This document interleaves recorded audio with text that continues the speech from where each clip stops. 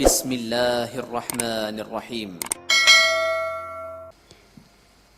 Bismillahirrahmanirrahim. Assalamualaikum warahmatullahi wabarakatuh. Alhamdulillah. Alhamdulillahilladzi arsala rasulahu bil huda wa dinil haqq liyudhhirahu 'ala ad-dini kullih wa kafa billahi shahida. Asyhadu an la ilaha illallah wahdahu la syarika lah wa asyhadu anna Muhammadan abduhu wa rasuluhu la nabiyya ba'dah.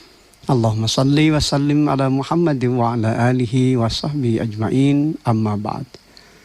Dengan kasih, segala puji senantiasa kita panjatkan kehadirat Allah Subhanahu wa taala di atas segala kenikmatan hidup yang kita nikmati hingga hari ini. Alhamdulillah kita masih diberikan begitu banyak peluang, kesempatan dari jatah usia yang masih hadir di kehidupan kita. Di kesempatan pagi hari ini, hari Jumat, tanggal 4 September 2020 Miladiah, bertepatan dengan tanggal 16 Muharram 1442 Hijrah. Seperti biasa di agenda pagi kita, Embun Pagi, mengawali hari dengan inspirasi dan ilmu. Tentu saja insya Allah kita akan senantiasa terus berbagi ilmu, berbagi pencerahan, menghadirkan kehidupan kita yang makin syarat dengan makna ibadah dan karya amal saleh. Sebuah titian kehidupan yang tentu saja akan senantiasa menghadirkan kemuliaan, keberkahan, bahkan ampunan insya Allah Subhanahu wa taala. Senantiasa kita bermohon dan senantiasa berlindung kepada Allah Subhanahu wa taala dari berbagai hal di dalam kehidupan kita, terutama tentu saja dari segala penyakit, dari segala keburukan, agar kita senantiasa mendapatkan perlindungan dan naungan insyaallah subhanahu wa ta'ala. Allahumma inni a'udzubika minal barasi wal junun wal judam wa min sayyi'il asqam. Allahumma inni a'udzubika minal barasi wal junun wal judam wa min sayyi'il asqam. Ya Allah, sungguhnya aku berlindung kepadamu dari penyakit belang, dari penyakit gila, dari penyakit lepra, dari penyakit buruk lagi membahayakan. Tidak lupa senantiasa kita juga doakan saudara kita, karib kerabat kita, terutama tentu kedua orang tua kita yang hari ini ada yang terbaring sakit. Semoga Allah SWT memberikan kesehatan, kelapangan, dan keikhlasan di atas segala sakit dan derita. Dan tentu saja menjadikan sakit sebagai kifarat penebus di antara segala dosa dan kesalahan. Allahumma rabbana salibil ba'sya ishfi anta syafi la shifa illa shifauka shifaan la yughadiru saqama. Untuk saudara kita, sahabat kita yang hari ini sedang berhadapan dengan masalah, berhadapan dengan ujian demi ujian yang harus dihadapi, semoga Allah Subhanahu wa taala membuka jalan keluar dan tentu saja akan senantiasa terbangun jiwa husnudzon, senantiasa berbaik sangka kepada Allah, betapa di balik setiap ujian, di balik setiap masalah yang dihadapi, sejatinya Allah Subhanahu wa taala senantiasa akan memberikan kemuliaan, keberkahan, bahkan tentu saja jalan keluar terbaik dari apa yang senantiasa menjadi harapan demi harapan. Dengan kasih di kesempatan pagi hari ini, tema kita insyaallah terkait dengan golongan yang tersesat menurut Al-Quran. Kalau kita baca di dalam Al-Quran, beberapa karakteristik orang-orang yang tersesat dikategorikan dalam beberapa kategori. InsyaAllah dalam kesempatan pagi ini kita akan kupas, dan tentu saja ini akan menjadi ilmu bagi kita untuk kan, terlebih tentu di dalam melewati bentangan masa di sepanjang hidup dan kehidupan kita, agar kita terhindar, agar kita terbebas dari segala bentuk ketersesatan.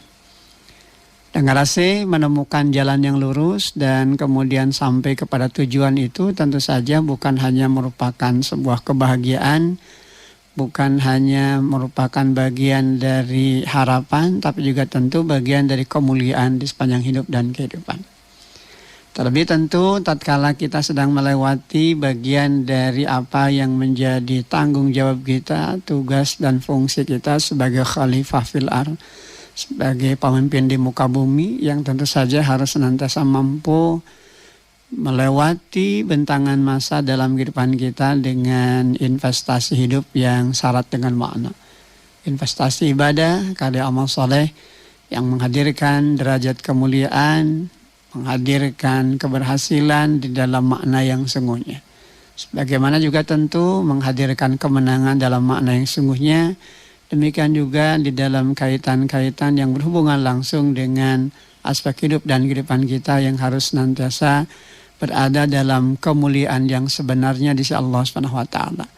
Terbebas, terlindungnya kita dari segala bentuk kerugian dan terbebasnya kita dari segala bentuk kehinaan demi kehinaan. Sebab tidak ada musibah paling besar dalam kehidupan melainkan tatkala kita dihinakan di sisi Allah Subhanahu wa taala. Oleh karena tentu saja kunci yang harus senantiasa kita pertahankan, yang harus senantiasa kita jaga di dalam menjalani hidup dan kehidupan kita bagi kita selaku seorang muslim adalah kunci keimanan. Nilai-nilai tauhid yang tidak boleh bergeser, bahkan tidak boleh ada hasrat walaupun sejenak untuk berpaling dari aturan-aturan Allah Subhanahu wa taala. Sebab manakala keberpalingan itu dilakukan, maka tentu kita akan menemukan kerugian, bahkan kehinaan dan kebinasaan. Dengar sih, kalau kita baca dalam Al-Quran, ada beberapa karakteristik dari mereka-mereka yang oleh Allah Subhanahu wa taala dikategorikan, digolongkan sebagai orang-orang yang tersesat. Mereka diantaranya yang pertama, orang yang tidak dapat memahami perumpamaan dari Allah. Nah, ini masuk kategori orang-orang yang kafir dan fasik ya. Ini kalau kita baca dalam surah Al-Baqarah di ayat ke-26, Allah Subhanahu wa taala firmankan, "Innallaha la yastahyi ayyadriba masalan ma ba'udatan fama fawqaha. Fa'ammal ladzina amanu faya'lamuna annahu al-haqqu min rabbihim wa ammal ladzina kafaru fayaquluna madza aradallahu bihadza masala. Yudillu bihi katsiran wa yahdi bihi katsiran wa ma yudillu bihi illal fasiqin." Sesungguhnya Allah tiada segan membuat perumpamaan berupa nyamuk atau yang lebih rendah dari itu. Adapun orang-orang yang beriman, maka mereka yakin bahwa perumpamaan itu benar dari Tuhan mereka. Tetapi mereka yang kafir mengatakan, apakah maksud Allah menjadikan ini untuk perumpamaan? Dengan perumpamaan itu banyak orang yang disesatkan Allah, dan dengan perumpamaan itu pula banyak orang yang diberikannya petunjuk. Dan tidak ada yang disesatkan Allah kecuali orang-orang yang fasik. Dengan kasih, inilah bagian dari sebuah proses pembelajaran di dalam kehidupan. Bagaimana hamba-hamba yang beriman tentu saja adalah mereka-mereka yang oleh Allah Subhanahu wa taala senantiasa dibimbing, senantiasa diarahkan, sehingga ia senantiasa berada pada garis hidup yang lurus dari bentangan masa yang selalu hadir petunjuk di dalamnya. Sehingga dari petunjuk itu tentu saja dia akan makin memahami apapun yang terjadi di muka bumi ini semua berjalan atas qada dan qadar Allah Subhanahu wa taala. Semua berjalan, tidak ada yang sifatnya kebetulan, tapi semuanya tentu saja berlangsung karena kehendak Allah Subhanahu wa taala. Dari keperkasaan, dari kekuasaan Allah Subhanahu wa taala yang meliputi petala langit dan bumi. Dan apa yang digambarkan di dalam ayat ke-26 di surah Al-Baqarah ini tentu saja menjadi bimbingan dan arahan terindah dalam kehidupan kita, bahwasanya Allah Subhanahu wa taala tiada akan pernah segan, tidak akan pernah sungkan begitu, membuat perumpamaan berupa nyamuk atau yang lebih rendah dari itu. Sehingga bagi mereka yang beriman yang hatinya terpaut hanya kepada Allah, dan mereka senantiasa menghadirkan nilai hidup dan kehidupannya semata-mata hanya tunduk patuh kepada Allah, maka mereka tentu akan dibukakan jalan. Mereka tidak akan tersesat jalan. Mereka tidak akan salah arah dan langkah.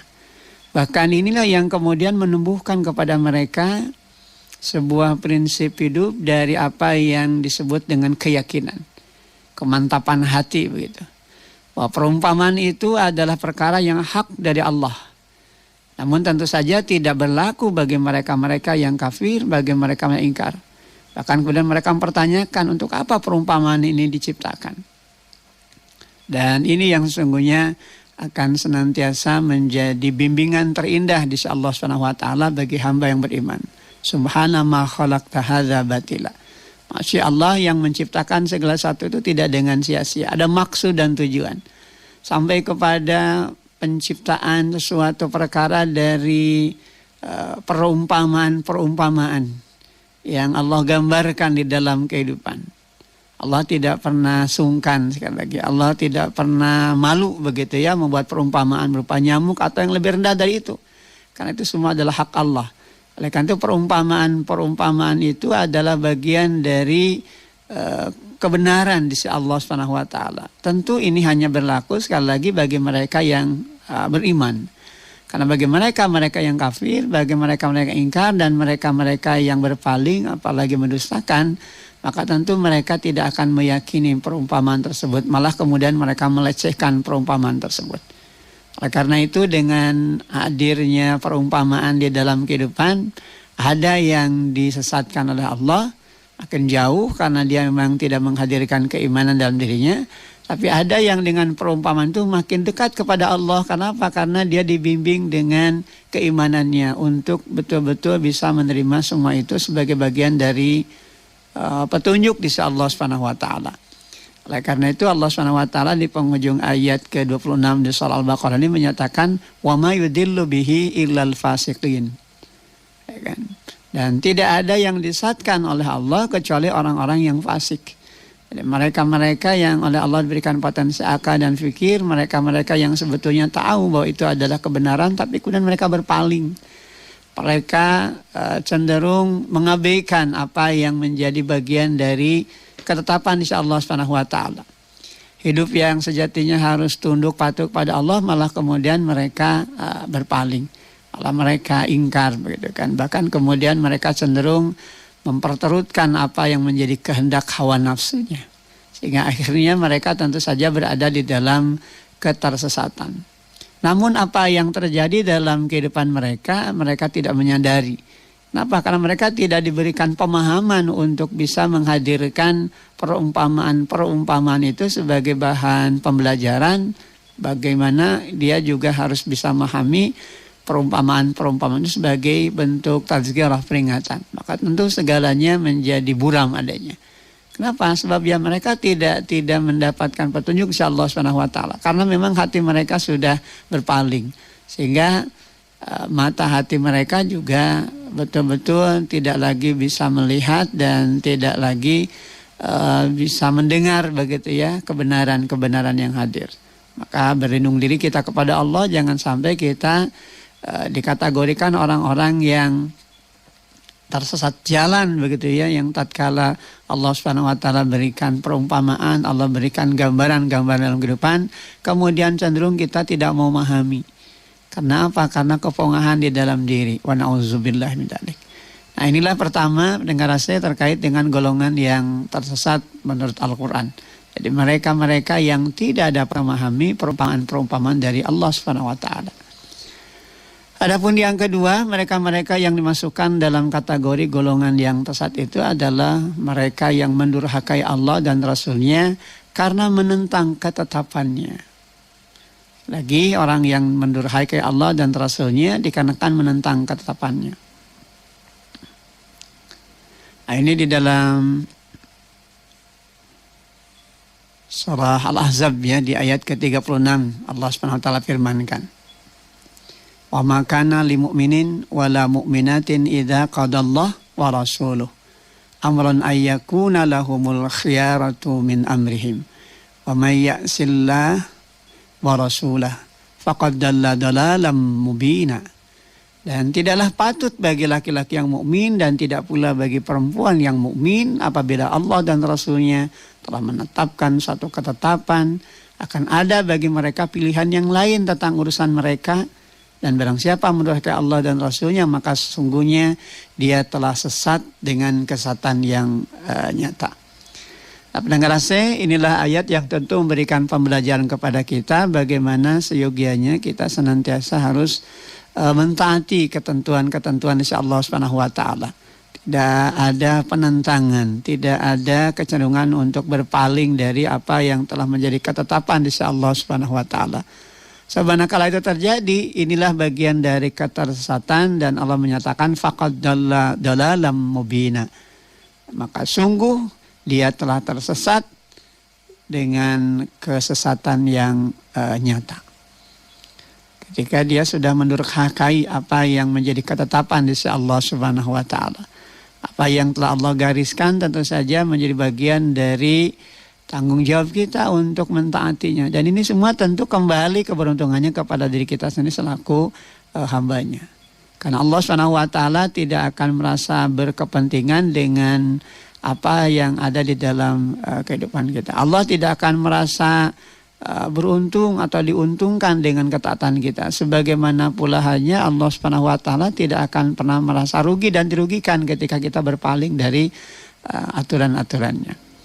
Oleh karena itu pada ayat ke-36 di surah Al-Ahzab ini Allah Subhanahu wa taala memberikan penjelasan bahkan penegasan terkait dengan tidak patutnya bagi orang-orang yang beriman di kalangan laki maupun perempuan apabila Allah dan Rasulnya telah menetapkan hukum, telah menetapkan ketentuan, maka kemudian dia memilih ketentuan yang lain yang bertentangan dengan ketetapan dari apa yang telah menjadi keputusan di sisi Allah dan Rasulnya. Sehingga kalau itu yang terjadi ketika mereka berpaling, ketika mereka mencari aturan lain dan mereka menganggap bahwa aturan lain itu lebih hebat dari apa yang selama ini dijalaninya, maka tentu mereka berada pada kesesatan yang senyata-nyatanya. Faqad dhalla dhalalan mubina. Dan sungguhlah dia telah tersesat dengan kesesatan yang nyata. Dan Allah Subhanahu wa taala tentu saja tidak akan memberikan kemuliaan ketika manusia sudah berada di dalam ketersesatan.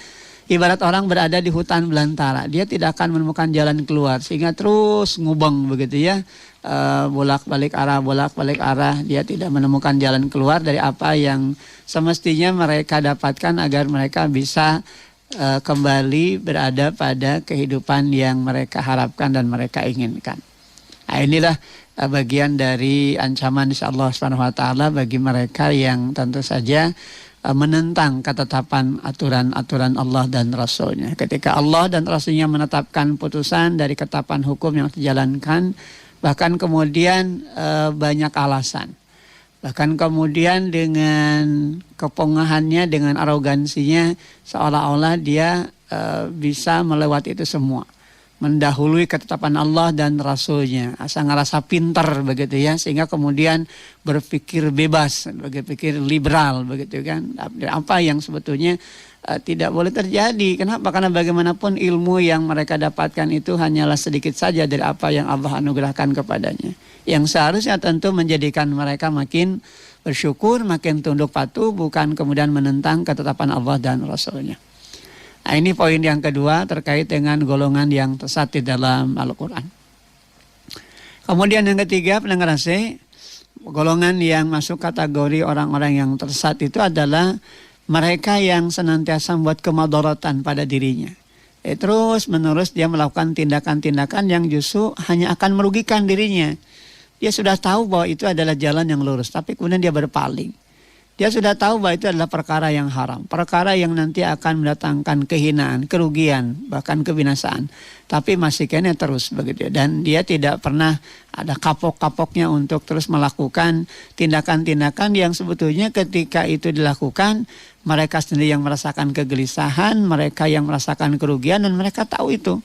Tapi kemudian ya istilahnya sudah istilah kepalang basah. Karena apa? Karena memang mereka tidak lagi berada di dalam petunjuk Allah Subhanahu wa taala. Kalaupun petunjuk itu datang, maka mereka menyia-nyiakan, mereka berpaling. Kenapa? Karena mereka menganggap itu semua tidak perlu mereka lewati dalam kehidupan. Ini kan apa? Karena kesombongan di dalam dirinya. Sehingga kemudian Allah Subhanahu wa taala ingatkan di dalam Al-Qur'an, di dalam surah Saba, begitu kan, pada ayat ke-50. Qul in dalaltu fa innama adillu ala nafsi wa in ihtadaitu fa bima yuhi ila rabbi innahu sami'un qarib. Katakanlah, jika aku sesat, maka sungguhnya aku sesat atas kemudaratan diriku sendiri. Dan jika aku mendapat petunjuk, maka itu adalah disebabkan apa yang diwahyukan Tuhanku kepadaku. Sungguhnya dia maha mendengar lagi maha dekat. Nah, pendengar saya, orang-orang yang cenderung senantiasa mengabaikan aturan-aturan Allah, sesungguhnya mereka membuat kemadaratan untuk dirinya sendiri. Jadi Allah Subhanahu wa taala sudah berikan petunjuk tapi kemudian dia malah menghindar dari petunjuk. Allah Subhanahu wa taala sudah berikan bimbingan tapi kemudian dia cenderung mengabaikan bimbingan tersebut. Sampai pada akhirnya dia celaka, dia hina dikarenakan keterjebakan dirinya pada keinginan-keinginan hawa nafsunya. Oleh karena itu Allah Subhanahu wa taala memerintahkan kepada Rasulullah SAW di masa kenabian dan kerasulan untuk menyampaikan kepada orang-orang yang kafir bahwa seandainya dia salah maka kesalahan itu dari dirinya sendiri, tapi bila ia benar maka kebenaran itu diperoleh dari Allah Subhanahu wa taala. Nah, ayat ini tentu memperlihatkan tanggung jawab yang besar dari Rasulullah SAW. Beliau bertanggung jawab atas isi dakwah yang beliau sampaikan. Sehingga tentu saja ini dibimbing oleh wahyu, sehingga kemudian tidak sepantasnya begitu mereka-mereka yang tatkala diingatkan oleh Rasulullah SAW kemudian berpaling. Sebagaimana halnya ketika ini kita baca Al-Quran sampai kepada ayat-ayat terkait dengan seruan, sampai kepada ayat-ayat di mana kita dibimbing kepada jalan kebenaran, kepada jalan kemuliaan, lantas kemudian berpaling. Lantas kemudian lebih suka mencari jalan-jalan yang pada akhirnya hanya menghinakan dan merugikan dirinya. Dia tahu bahwa itu tentu pada akhirnya hanya akan menggelisahkan dirinya. Tapi kemudian dia terus-menerus berada di dalam keterjebakan hawa nafsunya. Oleh karena itu kalau bukan Allah SWT yang memberikan petunjuk, maka tidak akan ada seorang pun yang bisa mendapatkan kemuliaan di sini. Sehingga beruntunglah, berbahagialah bagi mereka-mereka yang senantiasa menjaga diri dengan senantiasa berada di dalam ketaatan menjalankan aturan-aturan Allah SWT. Sebab tatkala ia taat, tatkala ia konsisten dan konsekuen menjalankan aturan-aturan Allah SWT, dan ini semua tentu saja senantiasa dijalankan dengan dasar pijakan keimanan, maka ia akan mendapatkan kemuliaan insyaallah subhanahu wa ta'ala. Allah dan Rasulnya tentu senantiasa akan memberikan bimbingan, memberikan arahan dari hal-hal terkait dengan proses perjalanan hidup dan kehidupan. Semua tentu pada gilirannya untuk bisa menjadikan kita makin mulia, bukan hanya dunia kini tapi juga di akhirat nanti. Namun tentu tidak berlaku sekali lagi bagi mereka-mereka yang senantiasa hidup selalu ingin berada di dalam kemadaratan dikarenakan memang mereka lebih mengikuti hawa nafsunya, lebih mengikuti apa yang menjadi keinginan-keinginan dari dirinya sendiri, yang kemudian justru hanya akan mengakibatkan kerugian, bahkan kehinaan dan kebinasaan.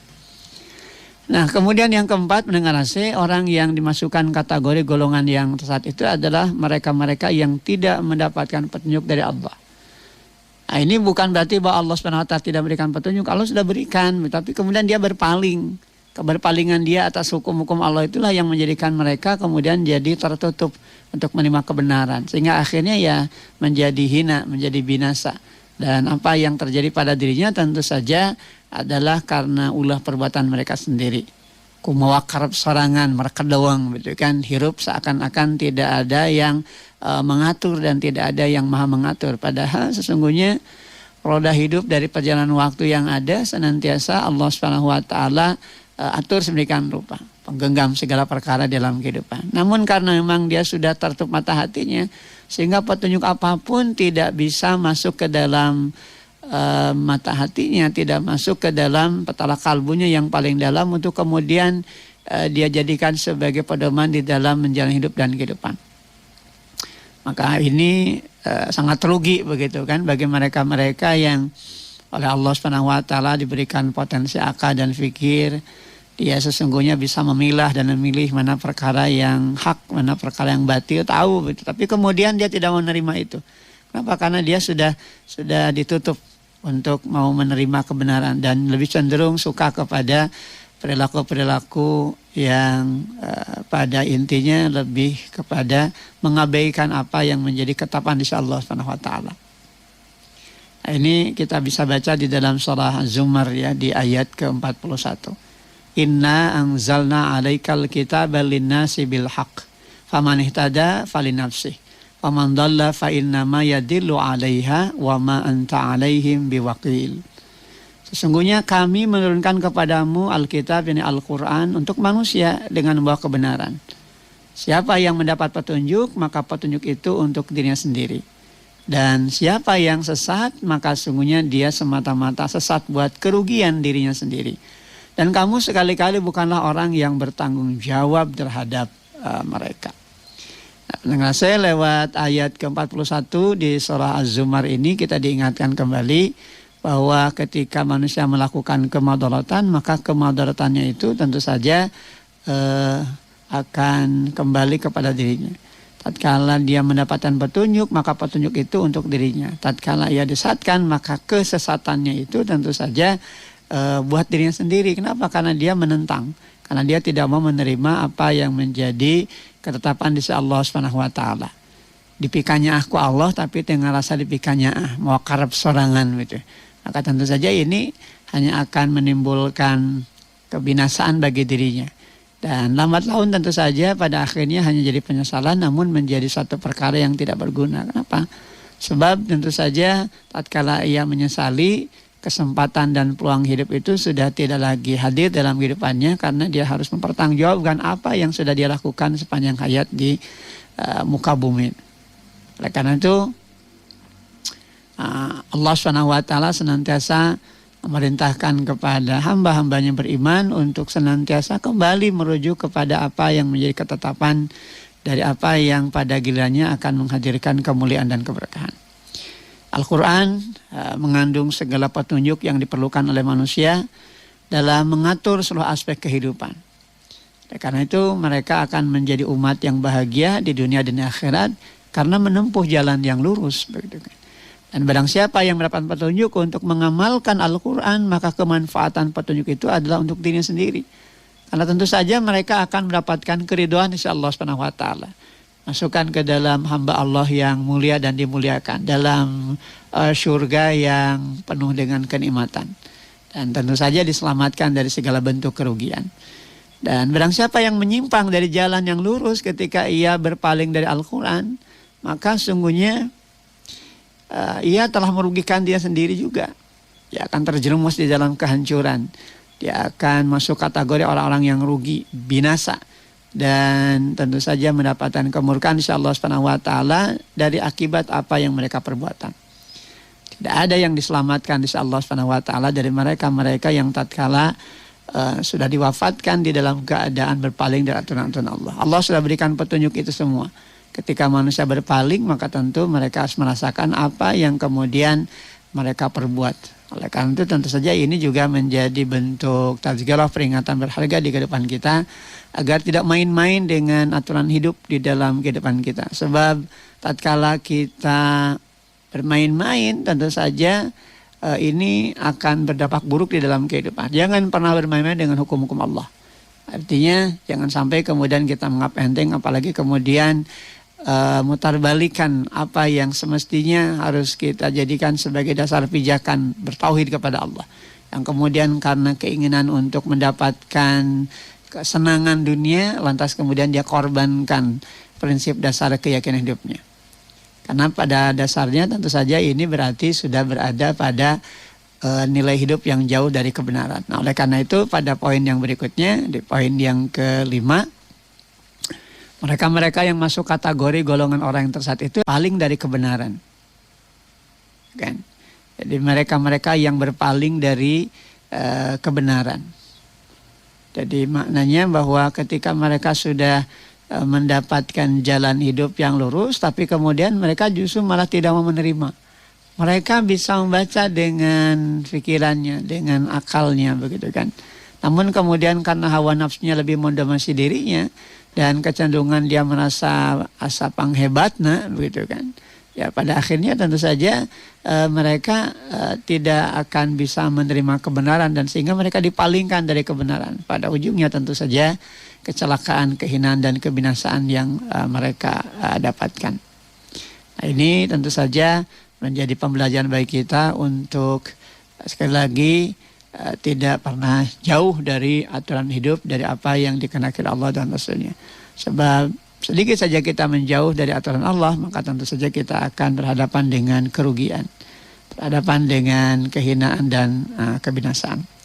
Nah, terkait dengan mereka-mereka yang berpaling dari kebenaran di dalam surah As-Saff, surah yang ke-61 di ayat yang kelima, Allah Subhanahu wa taala ingatkan, Wa idz qala Musa liqaumihi ya qaumi lima tu'dunani wa qad ta'lamuna anni rasulullahi ilaikum. Falamma zagu azaghallahu qulubahum wallahu la yahdil qaumal fasiqin. Dan ingatlah ketika Musa berkata kepada kaumnya, wahai kaumku, mengapa kamu menyakitiku? Padahal kamu sungguh mengetahui bahwa sesungguhnya aku utusan Allah kepadamu. Maka ketika mereka berpaling dari kebenaran, Allah memalingkan hati mereka. Dan Allah tidak memberi petunjuk kepada kaum yang fasik.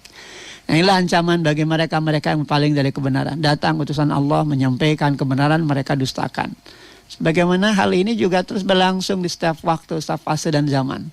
Dengan tokoh-tokoh yang menentang aturan-aturan Allah dan Rasul itu selalu ada sepanjang waktu dan zaman. Oleh karena itu bagi hamba yang beriman, dia tidak akan pernah digelisahkan hati oleh mereka. Karena apa? Allah sudah berikan petunjuk bagaimana menghadapi mereka dan langkah-langkah apa yang seharusnya dijalankan. Agar kita tidak termasuk orang-orang yang dipalingkan dari kebenaran oleh mereka-mereka yang tidak bertanggung jawab. Oleh mereka-mereka yang cenderung mengejar urusan hidup mereka hanya kepada kepentingan dunia yang sementara waktu. Dengan kemudian mengorbankan nilai-nilai kebenaran yang seharusnya mereka cari dan mereka perjuangkan. Dasar kita berlindung diri kepada Allah Subhanahu wa taala, jangan sampai kita masuk kategori orang-orang yang tersesat, tapi kita senantiasa bermunajat kepada Allah, bermohon dan berlindung diri kepada Allah. Semoga kita dimasukkan oleh Allah Subhanahu wa taala sebagai orang-orang yang senantiasa mendapatkan petunjuk, yang dengan petunjuk itu tentu kita selalu berada di dalam derajat kemuliaan dan keberkahan sepanjang hayat. Hingga Allah Subhanahu wa taala mentakdirkan kita tatkala kita kembali kepadanya, kita termasuk orang-orang yang mulia dan dimuliakan dengan segenap kenikmatan yang ada di dalamnya. Dengan saya kita berada di penghujung acara kita pagi. Mudah-mudahan apa yang dipapar di kesempatan pagi hari ini, 5 perkara di antara hal-hal yang tentu saja harus kita waspadai terkait dengan golongan-golongan yang tersesat menurut Al-Quran. Masih banyak sebetulnya penjelasannya, namun karena waktunya tidak memungkinkan, kita akhiri. Mudah-mudahan ini semua tentu menjadi ilmu, menjadi pencerahan terindah dalam kehidupan kita, agar kita senantiasa berada di dalam kemuliaan dari apa yang senantiasa Allah kehendaki, agar hidup dan kehidupan kita tentu saja menemukan makna yang sesungguhnya. Aqulu qouli hadza wa astaghfirullah li wa lakum walhamdulillahirabbil alamin. Wassalamualaikum warahmatullahi wabarakatuh. Alhamdulillah.